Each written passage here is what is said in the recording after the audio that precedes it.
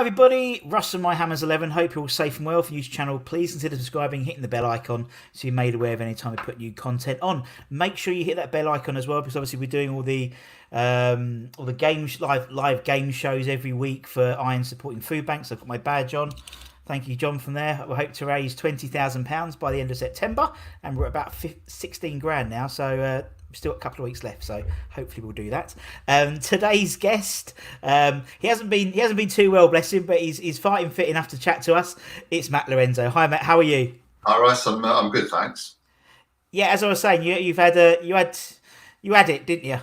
I was an early adopter. I had it late March, early April for about 3 weeks. Middle week was a bit dodgy, but I'm all right now. As I say, there's just a few things. It's got a long tail, as my doctor said, so you still feel a bit odd.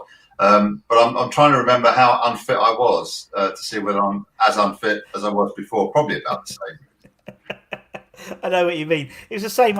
My wife said to me the other day, she weighed herself and she went, "Oh, I put so much weight on." I said, "But how do you know? Did you weigh yourself before you went into lockdown?" And she went, "No." I said, "Well, how do you know?" I know I have, but it doesn't matter. But apart from that, obviously you've been busy. Obviously, I saw the Ray's News show on Monday. That was good. Yeah, it's nice to see it go up. We did it about 2 years ago. It was a simple idea. Ray, who I knew through West Ham and mutual friends, there's a guy called Russell True. Anybody who goes to the Arnold Hills will know Russell. He's the first one in there and the last one to leave. And we have a great time at every home game, sometimes almost always, despite the football. Anyway, he introduced me to Ray a few years ago.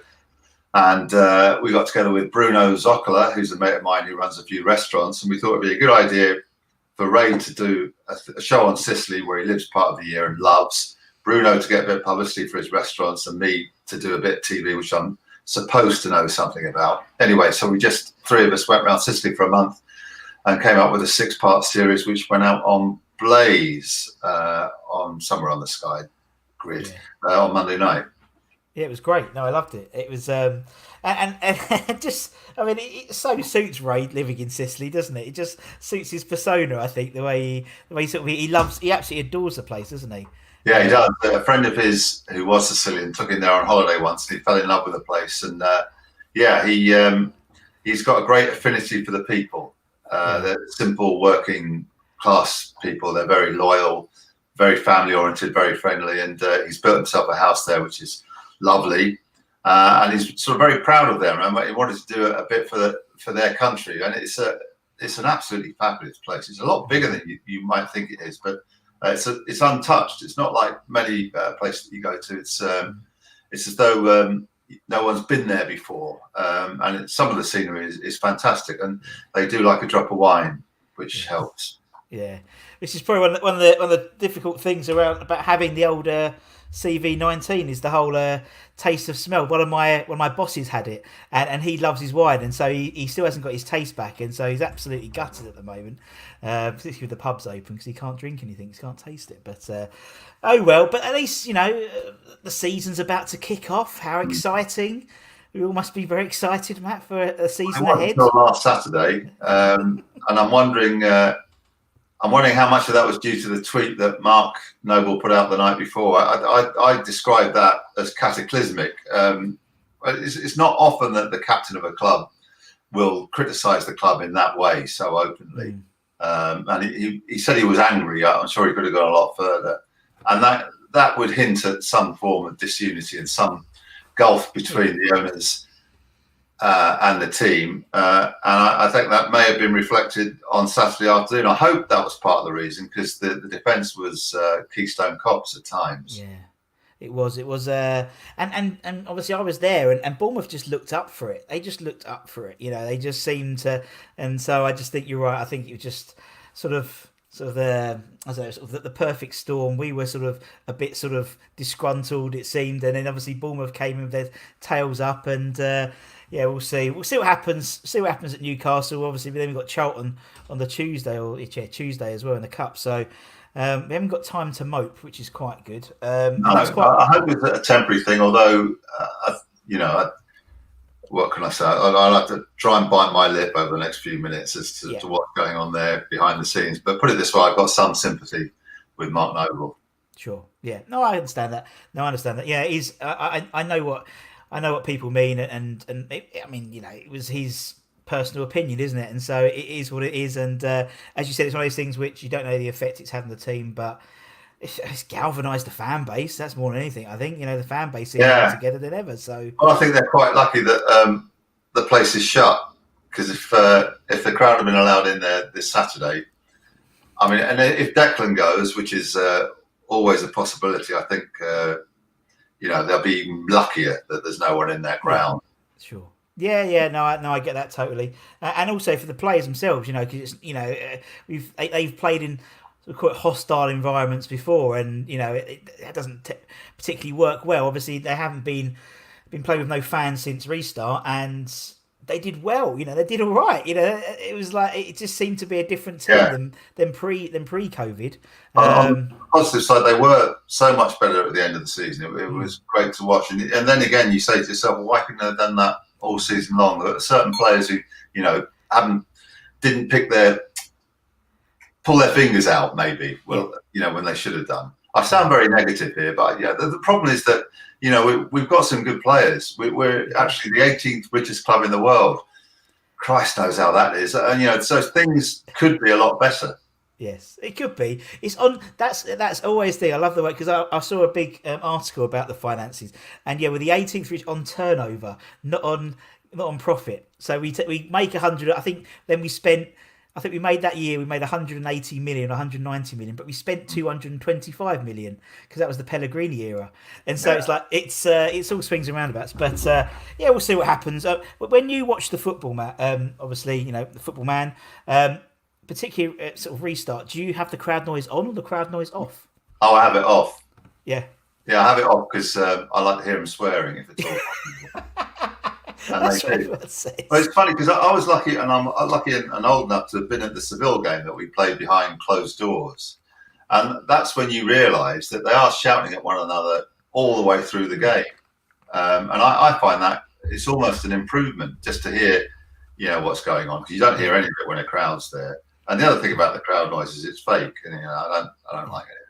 The other thing is that some commentators feel they have to make up for the lack of a crowd noise, and they mutter on and on and on and on. I won't point any fingers, but it'd be nice if they just let it breathe sometime. Yeah.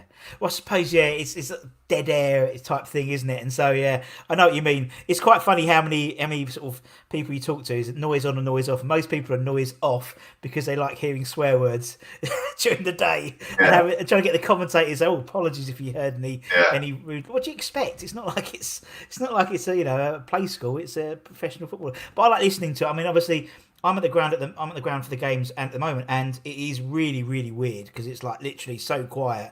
You can hear the journos typing, literally there on their laptops, on their Macs and stuff. And I have to sometimes put like one of the YouTube channels watch-alongs on just to have some sort of moany old people behind me, like I was watching a normal game, because it's too weird out there. I've been to quiet games, but that's just too quiet for me. But we'll see what happens. So you mentioned obviously West Ham. The first question I always ask, he says, 8 minutes in, which is not too bad for me, is why is West Ham your club, Matt? What's your sort of origin story? Well, I inherited it from my dad, like a few people would have done, I suppose. He was the son of Italian immigrants, and they moved to a shop. My grandmother was a hairdresser, and my grandfather ran a sweet shop round the corner from the Bowl Inn. So it was fairly simple for him to become a West Ham fan, and he was a fanatic, definitely a fanatic. I mean, the clients in the hairdressers would know whether West Ham had won or not, because he'd walk in the front door if they won, and you'd hear the cat being kicked around the back door if they hadn't.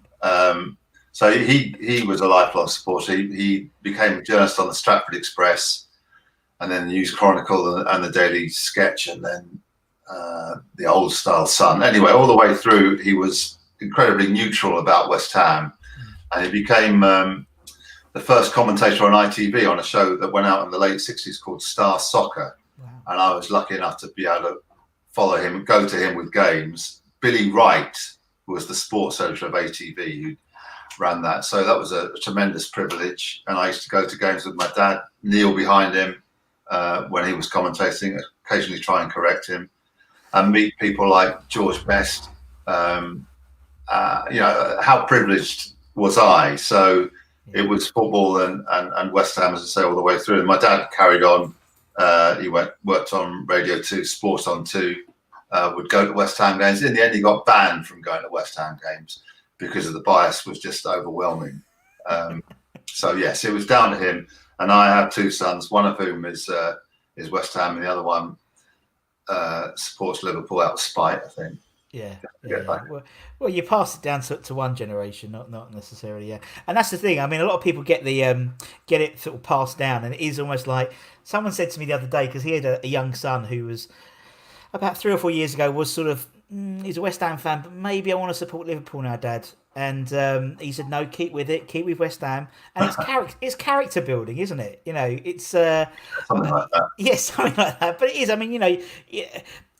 Being Liverpool's great, you know, we can beat all these teams all the time, but you know, you get a bit blasé to it. We know, as you said, you know, the frustrating thing about restart was why couldn't we play like that all season? But that has always been West Ham. We know they turn up to the big games, and we enjoy those big games because you have the peaks. They're not too many peaks, but when you have a peak, you enjoy it. And I think you may be right. I mean, they're rarer, these peaks, but when you beat Spurs, when you beat Liverpool 3-0, when you beat Arsenal, first ones to beat them at their lovely new ground. That's you remember things like that. It's quite petty, but you do. And I think there's something about it's the hope that kills you, the pain that keeps you coming back. And there's fortune's always hiding, goes the lyric, and that's about right, isn't it? It is. It's like someone likened it to an abusive relationship. In that you keep going back and you make them a nice dinner and you turn up thinking they're going to change, but they don't change. But you have this sort of, and every season I'm the same. I think it's going to be our season. Then, after about, half time at the Newcastle game or something, I'll be back to reality for the year. But it is what it is. But do you remember your first game, Matt? West Ham game? I can't think of a particular game. I seem to remember a 5-5 between. I should have looked this up, so I'd be clear about it. 5-5 between West Ham and Chelsea. There were lots of games like that. Yeah. And again, I was privileged because my dad would take me. He'd be in the press box, and I'd go with him, and he'd get me the extra ticket, not from the club so much as he would know the commissionaires. So they go, "Hello, Pete," when he walked in, and then he'd go, "Hello, Sid, how are you?" And then he'd say, "How's Mabel?" Now that was class to know the bloke's wife's name. And that way we would get ushered in. So I'd get to watch the game. I mean, I tried it out actually a while ago when it was still at the Berlin. And I took a mate and I said, let's just see if I can BS my way in here. And I got all the way in, right up to the director's spot, past the stewards, right into the director's lounge, because I knew people all the way along. Yeah. But we were playing Chelsea. And because the director's box was full, we got rumbled and kicked out. But it was just to see if you could still do that. Don't think I could do it nowadays. I did it once in the States at the Red Bulls Arena when I went to see the Red Bulls. I was out there for a few months, and I blagged my way in saying I was West Ham. Because at West Ham I turn up 4 hours before a game anyway. It's like because we have to set up. So that's my assumption that you do. And obviously there was no fans around. And some bloke was like, "You're all right. You look a bit lost." And I said, "Oh yeah, well, And I said, "Oh, I'm from West Ham United. I'm sort of doing." He went, "Oh, come in. Got a free hat, a free scarf, a little tour around." He said, "Don't forget to tell them how great we are at New York Red Bulls." I went, I won't. Thank you very much. Yeah, that's the only time I'd get away with that. Not nowhere else. But and that's the thing. It's like, as you said, I think that's the thing about being a West Ham fan as well. You had the memories of going with your dad, obviously going with one of your sons. That's what it is. I think that's what people miss, is that sort of family connection, which they haven't had since lockdown. It's you can watch as many games as you want on telly, but the sooner we get everyone back, the better. I think in terms of definitely. I mean, I know they've done the test game. I think they've got I think the women's West Ham women's match is one of the test games they're doing as well. So we'll see what happens. But anyway, we talk about nostalgia. That's what we do in this channel. We don't talk about the current situation at West Ham. Anyway, let's go and talk about your 11, Matt. So the whole concept is the Hammers 11 really. So the idea is we interview people, we find out about why West Ham, whether it's players or fans, and then we find out about their 11. So the 11 players that might have meant something to them, might not meant something to them, might be the shittest 11. It doesn't really matter, but it's 11 players. The only rule is you have to be alive to have seen them play. As we said on Twitter, I can't put Bobby Moore in, but I could put in someone else, for example. Gary Breen, but we're not going to utter him in the same sentence. And that's what we do. So we go through each of the players, and obviously you have your stories and memories about why you've picked those players. So we'll start off in goal, Matt. We'll start off in goal. Who's your keeper for the Lorenzo 11? Well, it'd be Phil Parks as the best keeper I saw in a West Ham shirt. I think he galvanised the team when he came over. It was an awful lot of money, which was a huge thing a burden really. But he overcame that, and he was part of one of the most exciting teams or the exciting periods that the club had. So it'd be him. I've got fond memories of others though. Bobby Ferguson I used to watch from the North Bank, and Mervyn Day as well. And Ludo Mishkloshlo, I can't say the name properly. I remember I took my son to Chapel Heath because he was a keen goalkeeper in his youth, 11 or 12. We were just walking around, and Ludo said hello and I said he wants to be a keeper, and he gave him one-on-one coaching along with the other goalkeepers for about 20 minutes, which I think was brilliant. A lovely guy. So yeah, a number of keepers, but I'd say the best would have to be Parksy. Yeah. And he's just turned 70 as well, Mr. Parks has. Yeah. So yeah, good luck to him. He grew his hair back for it. Apparently, Marie told me. So his daughter. So bless him. Right, we'll put Phil in. Are we playing a straight 4-4-2, Matt? Play 4-4-2. I used to when I hosted the football for Sky and for ITV. Yeah. You sit next to people like Glenn Hoddle and David Pleat, I remember as well, and they just see a different game to you. I knew they were. They just do everything, and they're talking about moves, and they switch to a 3, and he's going for a 4. I couldn't work any of that out, to be honest. So I wouldn't know if it was a 4-3-3, a 10-1, or whatever. But I'd have this fullback. Yeah. One of my fullbacks, I'd have Tonka, Ray Stewart. Definitely. Yeah. Again from the same period. I like the way he took penalties, never ever missed, rarely missed. He was great in the tackle and a thoroughly decent human being. I saw him in one of the hospitality lounges last year, and I was talking to him, and then a mate of mine came up with his son, and I suppose it happens a lot, doesn't it? You want to tell the kid that this is a great player, but they don't get it, do they? I suppose it happens to everyone. I did it with my own son. We were on holiday, and I bumped into Kenny Dalglish. Sounds like name dropping, but I get on very well with Kenny, and we went for lunch together, and my son was with us. He was about 12. So we had a nice 2-hour lunch, and we're walking home, back to the villa afterwards. I said, well, how about that? I said, you had lunch with Kenny Dalglish? And he went, who is he? So I suppose that's a generational thing. But we've got from Ray Stewart to that. But back to Ray. Lovely man, very nice man, great player. He would be worth a fortune in this day and age. Oh yeah, definitely. He's a lovely man. We've had plenty of chats. When everything gets back to normal, he's coming on the channel, and Phil is actually as well. They don't like doing all the Zoom stuff, so they're not very technical. So yeah, that'd be good. So good old Ray. You carry on, mate. You go for the team as you want, mate. Whatever formation you want to do. Or I'm not bothered. You just carry on with your 11. Well, the other fullback would be Frank Lampard Senior. But the best game I ever saw, probably wasn't the best game of football I ever saw, but it was the most exciting game was the replay in 1980 when we beat Everton. And the goal he scored was just fantastic. It was like being plugged into the mains when that happened. And I think he's another character. I did the film on Bobby Moore a couple of years ago, and we interviewed Frank for that. And it was brilliant. I mean, the way he spoke about Bobby and about the old times. You don't get that sort of loyalty nowadays. You just don't. I think football is a mercenary by comparison. And what he did with his own son is brilliant. I know Frank had a rough ride when he was at West Ham, but he would always be, there at training in the afternoon as well as the morning. He'd always do the extra. And I think that his dad taught him well, and now I think the sky's the limit for Frank Lampard Jr. Probably off the background, the grounding that he had. Yeah, definitely. No, he's a good shout. And I think the trouble is with Frank Senior is to me, and that's doing this sort of this. I think we've had about 180 or so guests or something like that. And when it's almost like Frank Senior's sort of not in that same bracket when you talk about the greats, and he should be. He should be in this. He played more games than most people in West Ham, bar Billy Bonds, I think.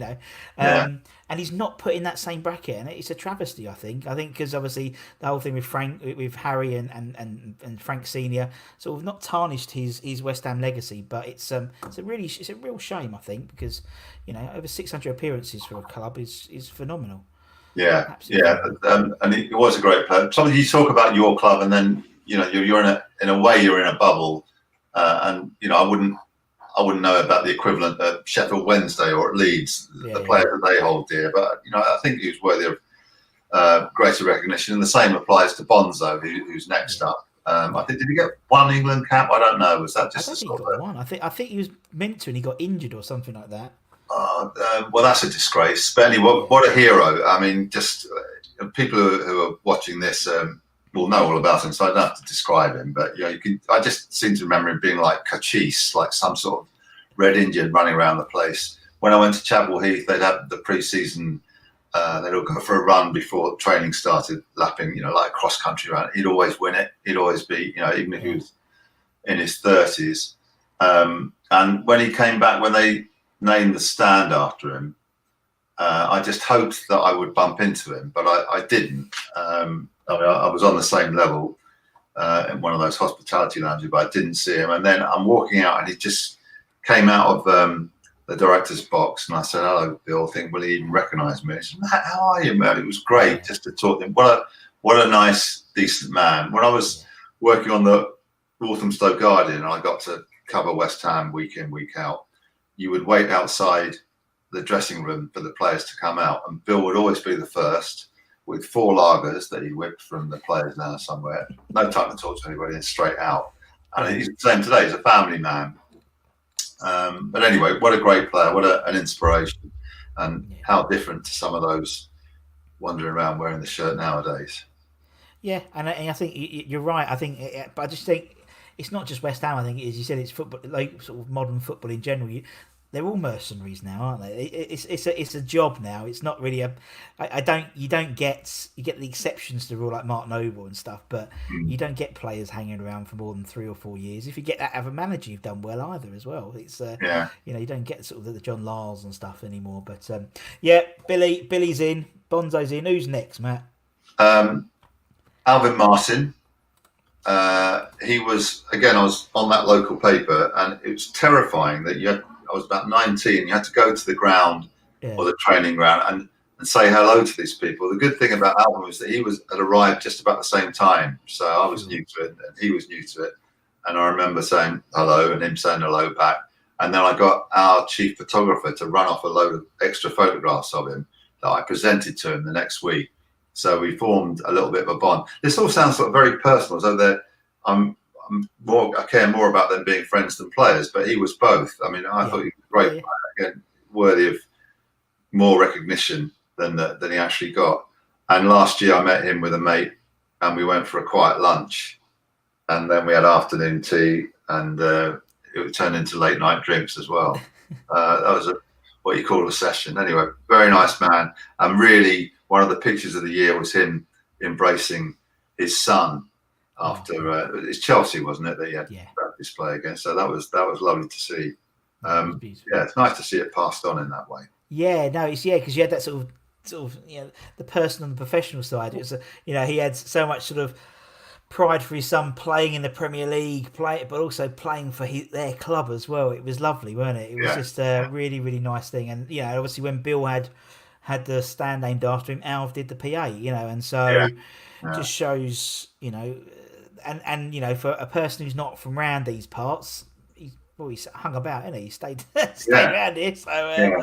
yeah, no, bless him. No, bless him. He's still got his grandson goes to my daughter's. He's the same year as my daughter, and All right. so yeah. So the school fates, he'll be there with his because his son runs a football academy as well. So he'll Yeah. be there, sort of leaning against the goal, doing penalties and stuff. And it's bless.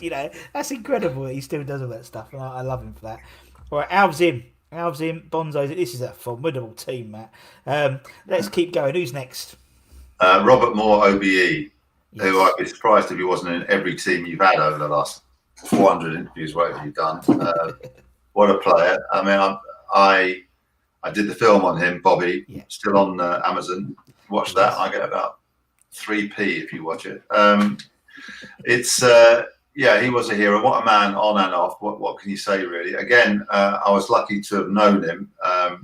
My dad was very close to him. They were mates, fair enough. And he used to come round to the house, have a cup of tea or whatever. So I was aged 9 or so playing football in the back garden with England's World Cup winning captain, which was maybe something of a hate figure at school, especially when I can't go on about how I used to wind people up with it. But yeah, so he was a lovely man, and I knew him all through his life, really, professionally and personally. And then I got to Sky. When it first started, I was doing sport on Sky News, and this would be in the very late 80s, early 90s. And they were looking around for someone to preview that weekend's fixtures. And I said, what about Bobby Moore? And I remember my boss saying to me, Bobby Moore, it's a bit old hat, isn't he? And I thought, right, that's just so wrong. And that stayed with me. And I thought, I'm going to do this film and I put the record straight. And there's a lot of rubbish spoken about Bobby off the field, which was all wrong. And I hope we disproved that in the film. Yeah. And he was a proper gentleman. Whenever, he was always on duty, if you like. Whenever he came up to him, he spoke to them. He had time for everybody. And the one thing, everybody knows the Bobby Moore story. The one thing that I should have put in the film and didn't is that when he was diagnosed with cancer and it was terminal, there was no help for him. He carried on going to see a specialist. He used to fly up to see a specialist in Edinburgh every week. And he carried on going so that the professor could carry on doing research on him to help others. And there was a bloke called Ted Croker, who was secretary of the FA, who had the same disease. And his son, Andrew, is a mate of mine, who told me that it was because of Bobby that they worked out how to save his dad. So he couldn't save himself, but he helped others. I mean, it's just incredible. Why he never became an ambassador, why he never became what Pele was for Brazil or Beckenbauer was for the Germans. There's a few people at the FA who have some questions to answer there. In fact, just to waffle on, we got Greg Dyke, who was formerly the boss of the FA, to apologise on behalf of his four predecessors about how they treated him. So that was a result in one way. Anyway, Bobby Moore, peerless player. I used to love it. He wasn't fast. He couldn't tackle, couldn't head the ball, and he was still ahead of everybody else. And I watched Declan Rice. There's something about his gait, about his unflappability, and it is a way to pass the ball. He's not as good, but he does remind me of him, which is about as higher compliment as you pay anybody. Yeah, no, exactly. But someone the thing about Declan Rice is, there's obviously at the moment there's this sort of Frank Lampard clearly wants him eventually, maybe not this year, I think, because they've already got Silva in. But want him as his centre back. But Dec is one of the best defensive midfielders, I think, in the game at the moment, and it's just be a loss to England if they put him in the centre back positions. But so he's so young still, and yet he's taken it all on his stride, and he can hit a ball as well. He scored some tasty goals. So yeah, and he'll go when they all bloody go, don't they? As long as he doesn't. It looks like Chelsea. If you went to Spurs, that would be. I don't think he'll go to Spurs. No, I think if he went to Spurs, I think he's one of those players, Decky, that everyone sort of would wish him well if he went. Everyone doesn't want him to go, but everyone knows that he's sort of too good for us. Really, he's on another level. Really, I think. Yeah. a bit similar to when we had that sort of golden era. But obviously, where you had like Joe and Frank, and I remember Glenn Johnson like debuting, and the first thing you think is, right, well, he's gone in after in 12 games time or 20 games time because he's too good for us, and Yeah. it's a shame. But it is, but I just think I don't know. I've just got an inkling with Deck. I don't know. I think but there's under the tutelage of Mark Noble. He's. I mean, Mark has a lot of free passes with West Ham fans. He might not have a great game, and another player might not have a great game, but they'll get more stick than Mark because he's Mr. West Ham. And to me, I think Deck sees that, and if only we had another Mr. West Ham on our hands. But we'll see.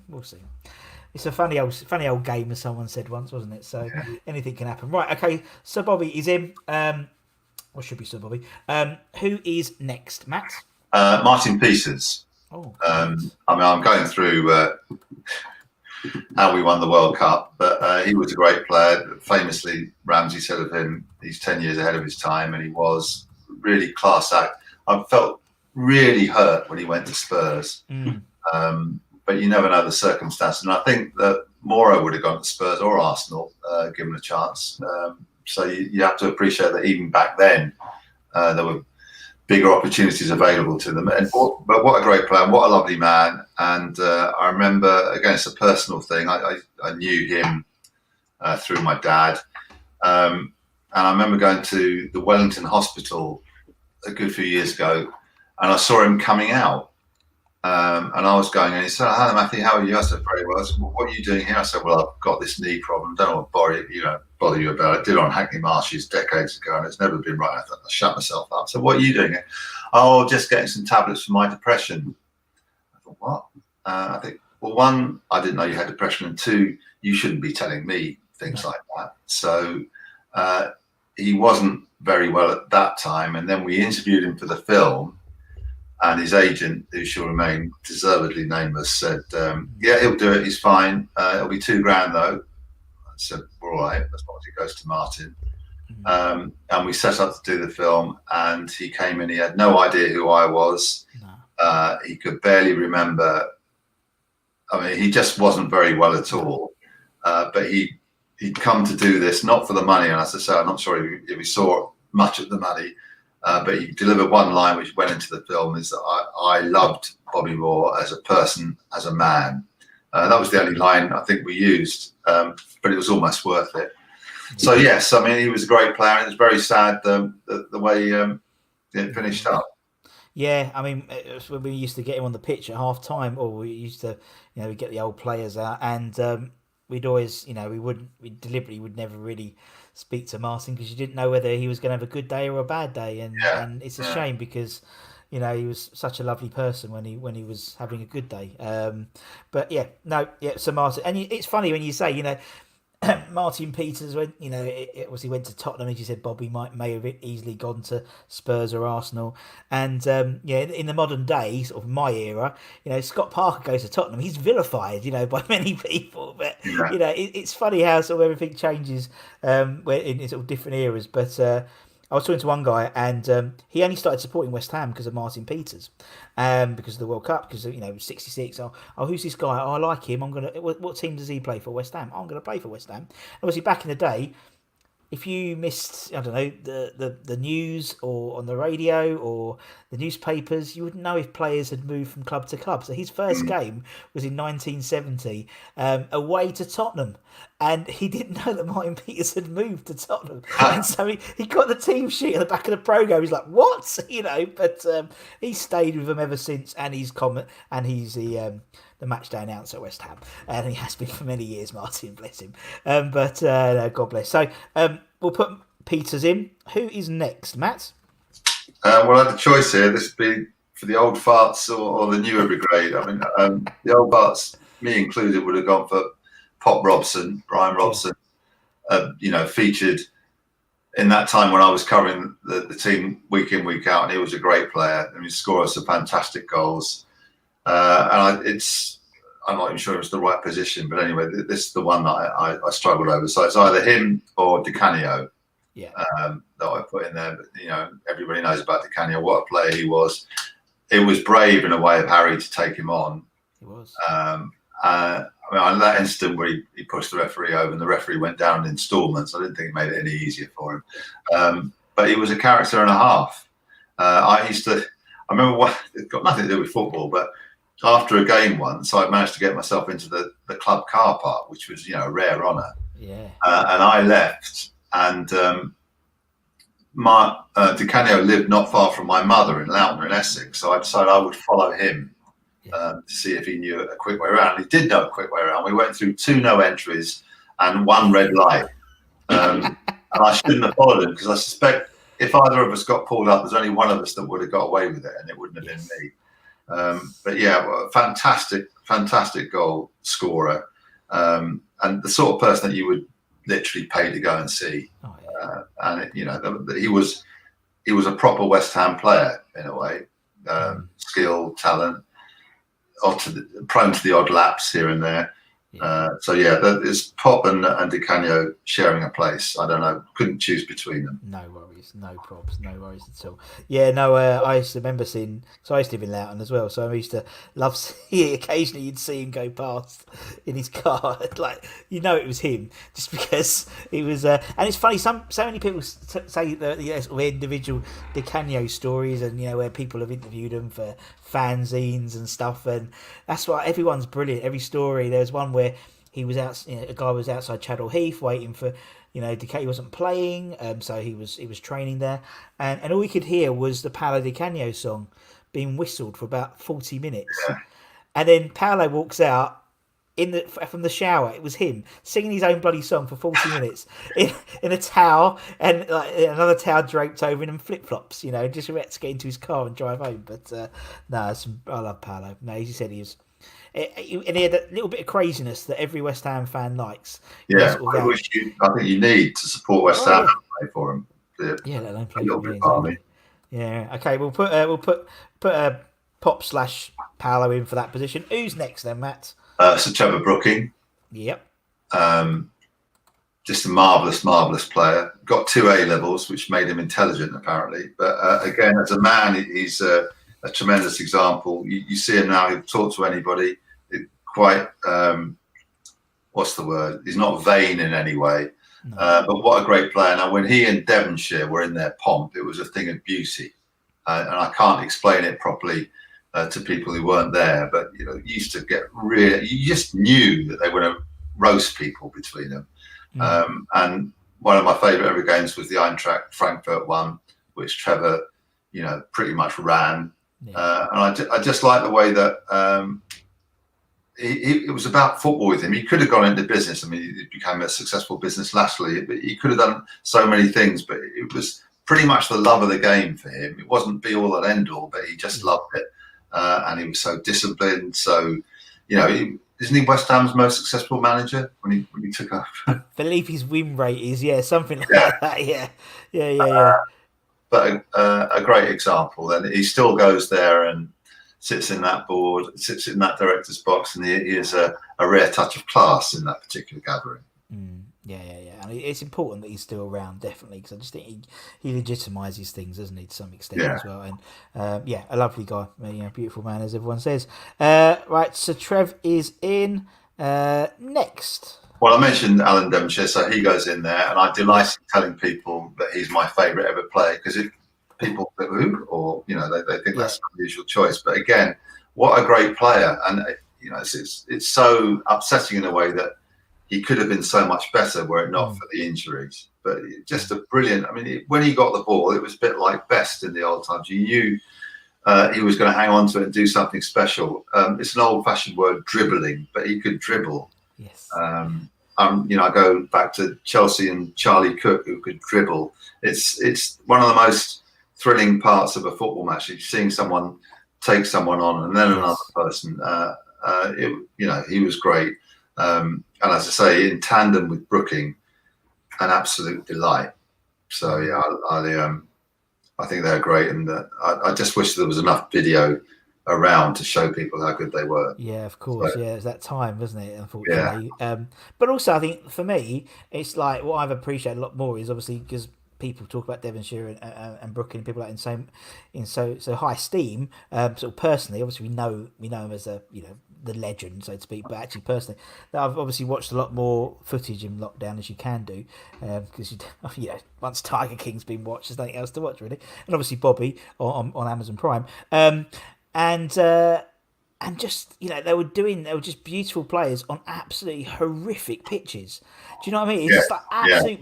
It was just almost like sand. It was just sand. There wasn't that. I watched that Chelsea because we interviewed Frank Macker, and he said, we talk about the Chelsea game when they beat Chelsea 4-0 away, and he said, go and watch it and look at the state of the pitch. And I watched the whole, and I was like, that is incredible how they could play such beautiful football on absolute bogs of pitches. What would they do on the bowling greens of the Premier League now, being absolutely incredible, and vice versa.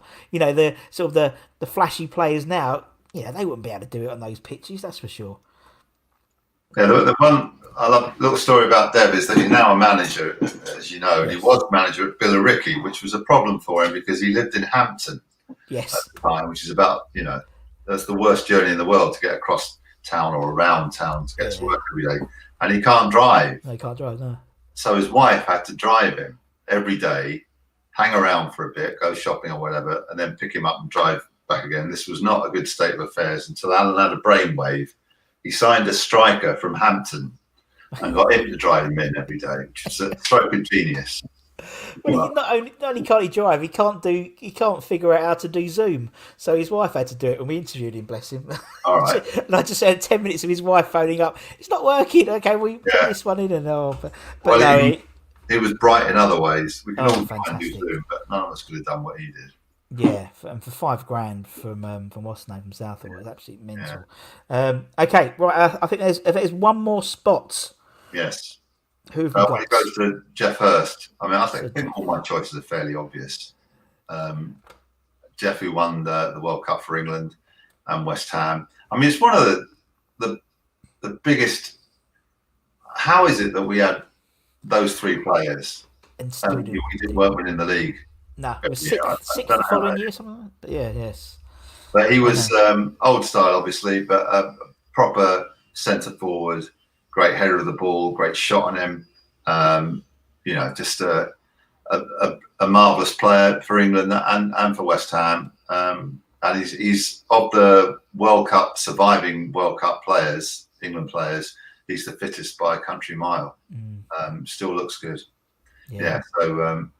I mean, I could say I'm mentioning players that people know all about anyway. So what can I add to it? But no, it's not, because again, it's a generational thing, as we were saying before. So it's like, for me, I love listening to the more experienced fans because I haven't lived through any of that. And you can see, you get told things and you see stuff on YouTube, but listening to people's recollections and personal stories, I think that's why we don't have just West Ham fans. I've other day messages from Arsenal and Tottenham and Chelsea fans who don't have anything like this, and so they're saying thank you for lockdown. It's nice to listen to stories, even if it's not about our club and stuff, and that's why people love it. But no, because none of those are in my team, obviously, because I never saw any of them, and that's what's great about this. And Matt, it's been lovely. I told you 45 minutes, and I had 2 minutes to spare. Well done. Not too bad. Yeah, thank you. Absolutely. And you didn't even cut to any breaks either. Well done. No. All done through. So thank you so much for your time, man. I really, really appreciate it. I know you're busy. I know there's lots of documentaries you're working on and stuff as well. The Cantona, is the Cantona one coming up? It's one on United. The United Way with Cantona, Eric Cantona. That comes out early next year. Yeah, that's quite good.